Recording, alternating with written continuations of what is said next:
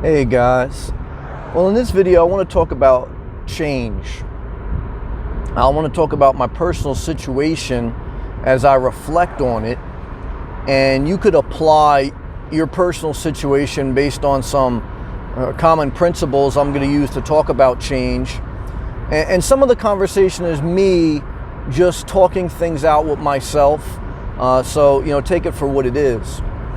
But as I reflect on change is tough because us as humans, we are creatures of habit. Humans are creatures of habit.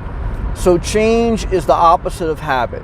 Change is you are getting ready to create something new, and you're going to form new habits. And so there's resistance there because you're getting ready to work a little bit harder until you can sustain something and now adapt to the new change and it become a norm. I've heard it said that it takes 28 days to change a habit. So right off the door, anytime you're dealing with change in life, even if it's a good change, you have to know that there's going to be a level of resistance. Now, the other part of change is it's tough sometimes to realize, is it time for a change? Is it time for a change, and how serious of a change do I need to make? Life is constant change, so there's a variation of just adjusting to the times of life and also making a serious life-changing decision. I think when it's obvious, when you're in a real bad place and you kind of know anything is better than this, sometimes you have to bottom out in a relationship. Some people who deal with addictions or just in a bad situation in life, when you bottom out, the thing that will encourage you with change is that, well, anything is better than this, so let me make a change, right? But when things are good or when things are not necessarily bad, it's tough to proactively change because you're like, well, I'm comfortable, I really don't need to change, but should I change? I remember experiencing that when I was at a certain job with a certain company, and I was applying to other jobs that were closer to my home and that were like a step up. And I was kind of just applying because I said, look, you know what? If I could get a job closer to home and I can make a little bit more money, that would be a plus. So, to apply to a job is not much commitment. You're applying, so you don't have to accept a job. So one company had called me back and they had interviewed me. And once I got to the second interview, I knew it was serious. And they offered me the job. So then, like they say, shit got serious. Then it got serious. And then I said, oh no, now what do I do? Now if I leave my current job to go to this new job, I'm taking a risk. Change sometimes when you don't have to is taking a risk because you're leaving behind something to get something else. You're hoping that what you're getting is going to be better than what you're leaving behind. And so I went back and forth in my mind, should I change jobs even though I don't have to? And again, that's when change is hard. You don't have to change. You could stay the same because there's nothing pressing you to change. But I said, you know what, I kind of saw the company I was with, they weren't in the greatest of position, and I knew I could make my career better if I changed jobs. But I also knew initially there'd be pain. Because initially when you change, again, you have to form new habits. I would have to learn a new company. I would have to learn new coworkers. And that would be painful. Change is painful. Growing pains. So I went back and forth for a couple of weeks because I resisted that pain that I knew I would face. Anytime you change, there's pain. And that's why people resist change. Eventually, I built up enough courage to finally accept the new job, and I took it, and it was a blessing. It really changed my career path, and I'm glad I took it and I overcame fear. I looked at the worst case scenario, and that's what you have to look at when you're looking at change. I looked at worst case scenario. I said, well, if I take this new job and it doesn't work out, how am I positioned? And I said, look, it always sucks to lose a job because when you have no money coming in, it puts you behind the eight ball. But I said, you know what? I'd be okay. I got a little bit in savings. I'm still, I got a good resume. I'd still be able to probably get another job in the area. So I said, you know what, let me take it. So that's an example of my life. So now as I sit here in my life, I made a couple changes in the past few years because I had goals that I wanted to achieve. The goal I wanted to achieve was I wanted to live in Florida and I wanted to cut my expenses in half. Why did I want to move to Florida? I wanted to move to Florida because of the warm weather, the tropical environment and culture. I also wanted to cut my expenses in half. Why did I want to cut my expenses in half? Because I realized that as I sit there in the condo that I owned at the time in New Jersey, that it was a big portion of the condo was waste. Out of the 1,000 square foot condo, I only used about 250 square foot. But yet I was paying for all this extra stuff, extra heating and cooling, extra property taxes, all compounded with I'm living somewhere I don't want to live. So I said, I can live a lot more efficiently, and when you live more efficiently, you necessarily don't have to work as hard because you don't have as many expenses. And so I said, you know what, I see wisdom in the simple life and living more efficient so I don't have to kill myself just to get ahead. Working side jobs and working on the weekends sometimes. When you're living inefficient, you're going to do that. You're going to be working side jobs. You're going to be working 2 jobs, 3 jobs sometimes. So I don't want to live this life. So I said, all right, to change, to get out of New Jersey, get out of this house, what do I have to do? I said, well, one is I have to have an income, so I can't quit my job. I said, 2 is I could sell my house while I still have a job, and I'm still in New Jersey, because either way, I have to sell my house. So liquidate first. So I sold my house, and as I got close to closing, I said, all right, Sam, what are you going to do? Are you going to rent? Are you going to buy a smaller house? Or what are you going to do? I didn't know anything about car living. Well, I said, I don't want to buy a house in New Jersey because it just doesn't make sense. I don't want to live here long term. That's off the table. Every decision you should look at with process of elimination. What answer doesn't fit the question? So I don't want to live in New Jersey. I shouldn't buy another house in New Jersey. All right, so that's off the table. So now it's rent. So I was thinking about rent. I hate the idea of rent.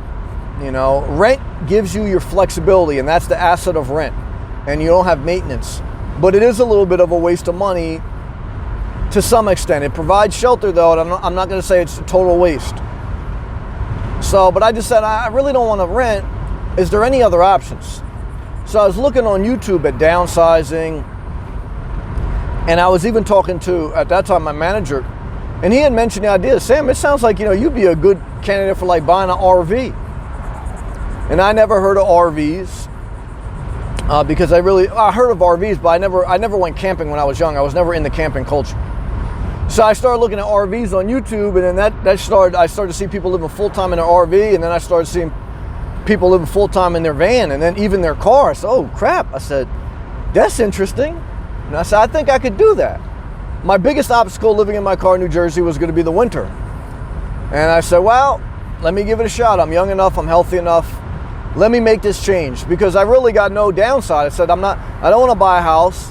And I said, if living in my car doesn't work until I can get a job in Florida or a remote position, I said, either way, then I go back to renting, right? Because that's what I would have to do now. So I played out my worst case scenario. So I said, there's more upside than downside. So, well, let me try living in my car. So that's what I did. I toughed out the winter. Some winters were tough. I did 2 winters. But I saw progress on the other end of me transferring a job and moving down to Florida. So because I saw progress and opportunity, I said, well, let me just tough it out a little longer.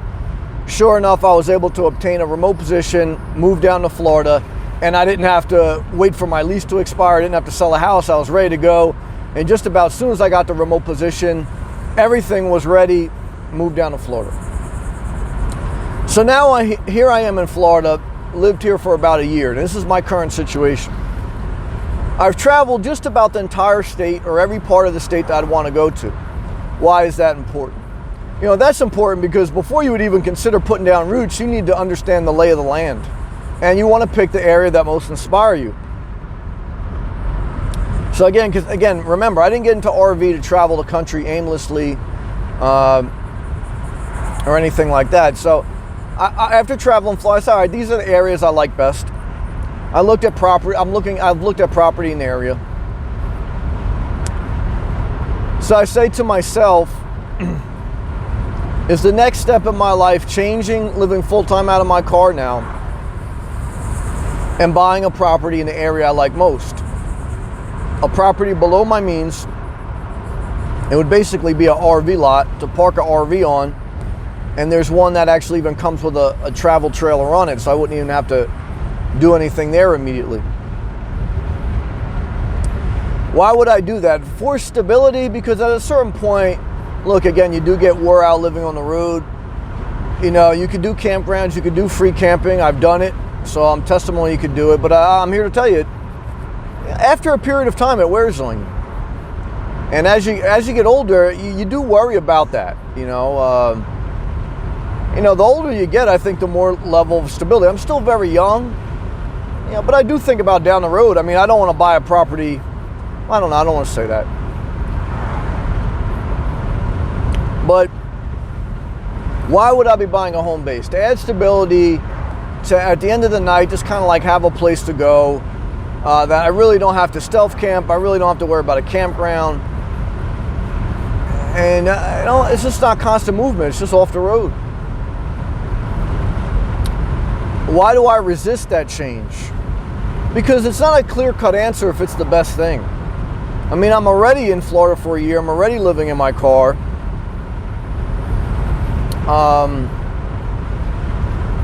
It's not like abnormally bad. It's not like hurting me to the point like where I say, well, anything is better than this. I still enjoy it. And I really have a tough time getting my mind around giving up the flexibility of living in my car and living without any attachments. That's the biggest thing I'm resisting change. I said, Sam, do I really want to give up my freedom? Now, I'm not giving up my freedom completely. Why? Because I still would be living below my means. I still would be having a very small property to take care of it. So, when you live below your means, period, you still maintain a level of freedom. And what's the worst case scenario? The worst case scenario is I don't like the idea of a home base. Something doesn't work out. I have to sell it. And worst case scenario is I don't even get my money back. I lose a little bit of money.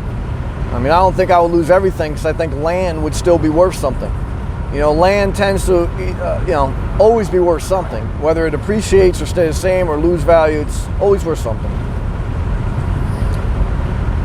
So, am I willing to deal with that worst case scenario? It's not bad, yeah, because I'd still be in Florida.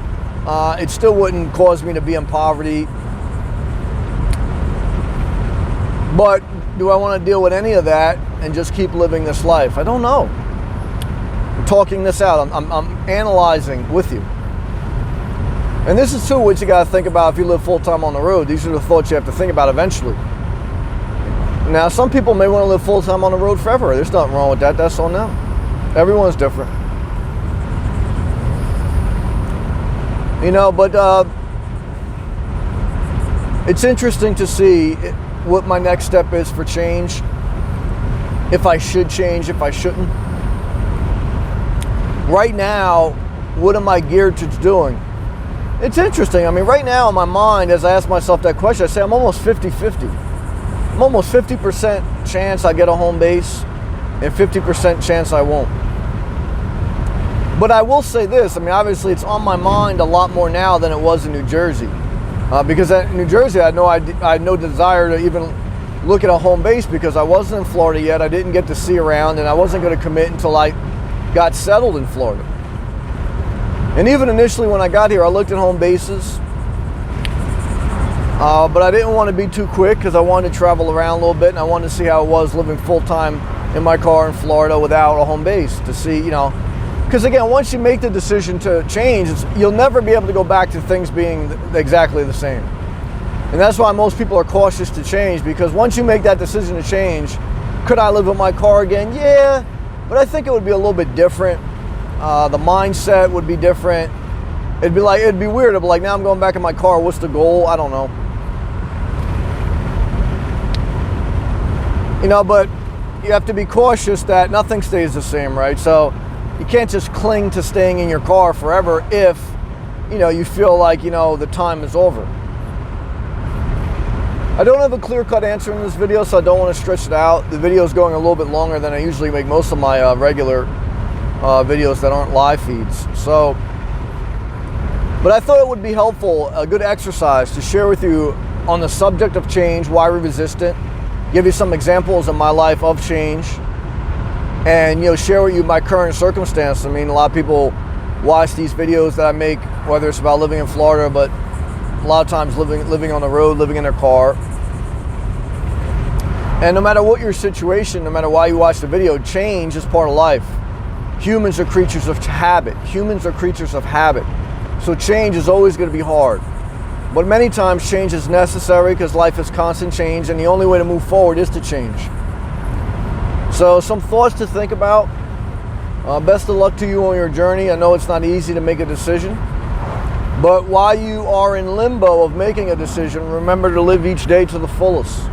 Remember to be thankful for what you have, okay? And remember that life is just a series of days and that nothing is forever. So no matter what I decide to do, it's probably not going to be permanent, even if it's long term. I mean, there's nothing forever. So enjoy the journey, enjoy your life. Try to stay positive, keep positive people around you. And if you can't find any, be by yourself. And if people say, hey, look, you're not positive, you're negative, then say, look, then don't be around me. Because I'm not begging for you to like me. This is all part of life, guys. Live your best life. Keep pushing forward.